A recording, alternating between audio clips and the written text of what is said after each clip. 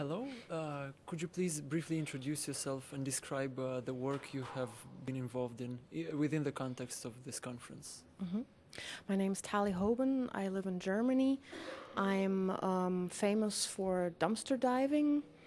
I give dumpster diving workshops and organize cooking events on the next day.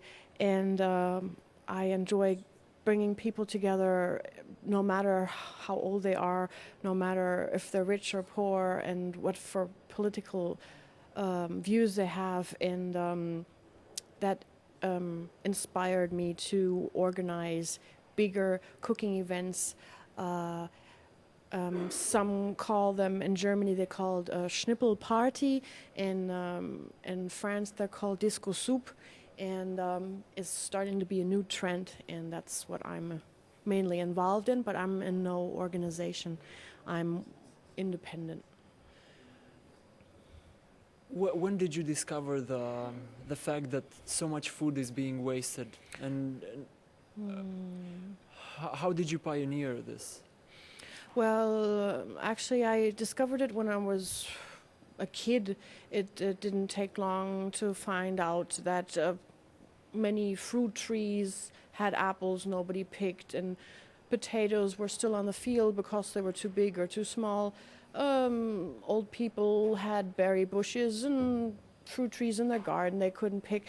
There was fruit and wild vegetables everywhere if you just took your time and got it. But then I think that was about 6 years ago. I went dumpster diving the first time, and then I discovered that actually the food stores threw a lot of edible food away. And then I started having cooking parties, and I started cooking very late, and I wanted my 3 younger sisters to learn how to cook earlier. So then I thought it would be a good idea to practice with all this food we were finding, and then we invited more people, and that how it took on. And the longer I did it, the more I was involved in the whole subject, and was finding out how much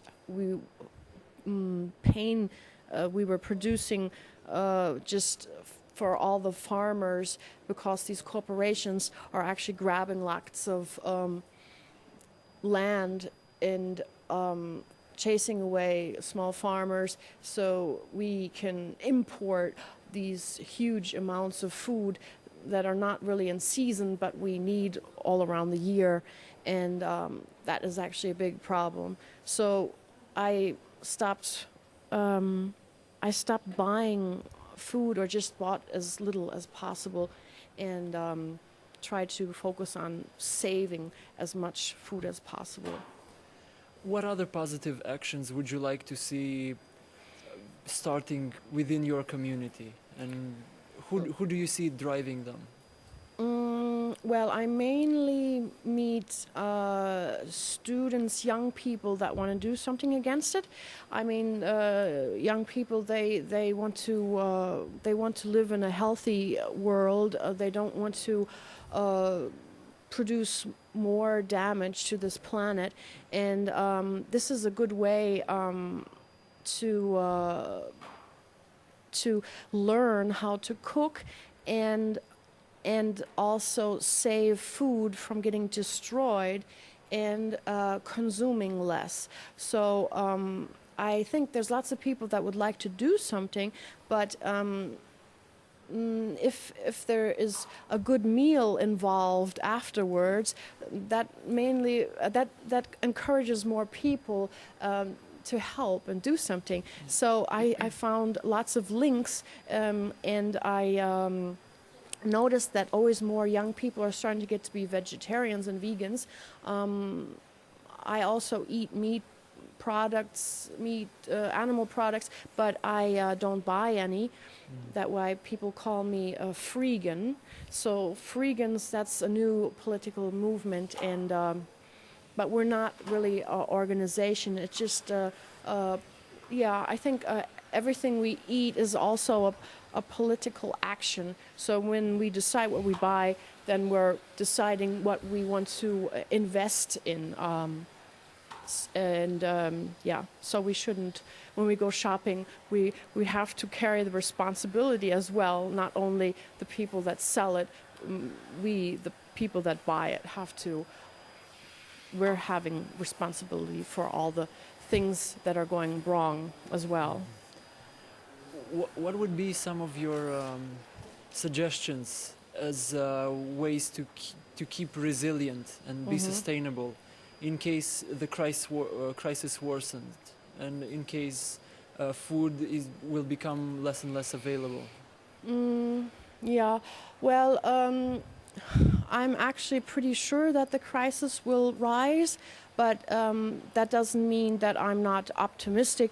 I think this has to happen, so people try to do things differently or change their views about things and actually finally understand that everybody is responsible for the change. We can't just go to work and make money and think that the money we are making will help us when there's problems, because it's possible that I'm not sure, but it's possible that money will lose its value, and then when we don't know where to get food or where to live and solve our problems, then we will really have big problems. So I think it's important to go back to finding ways that were always worked well in history.